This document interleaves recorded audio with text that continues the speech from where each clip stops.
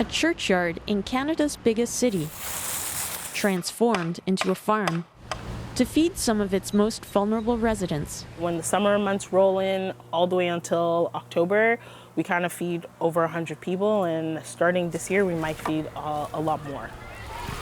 Spring's first harvest goes to seniors in the Flemington Park neighborhood, packed with other groceries too expensive at the supermarket. It's just amazing what they grow out there.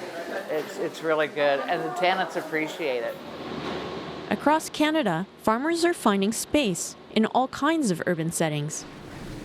In Montreal, Lufa Farms grows vegetables in huge rooftop greenhouses, sells it online, and delivers it to customers. Even though it's a very cold country, you do have these spaces on rooftops that receive a tremendous amount of heat from the buildings below, where the climate becomes much more comfortable for growing things like tomatoes, cucumbers, peppers, and lettuce.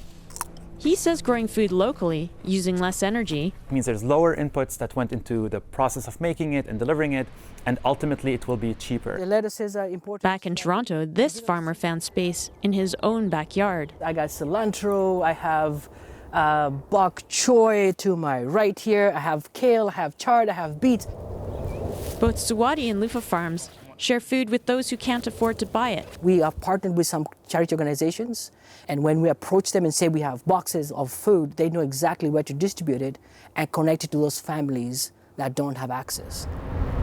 But it's not just professional farmers growing food in cities. Community gardens fill this hydrofield. People in nearby apartments grow everything from amaranth to bitter melon. If I don't buy anything, if I use this thing, lots of money saved, of course. Largely, food comes from plants in a garden for free.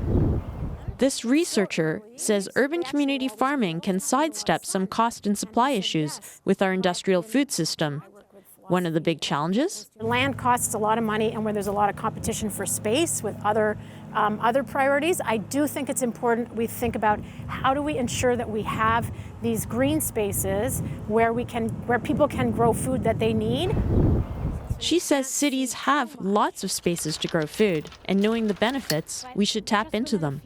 Emily Chung, CBC News, Toronto.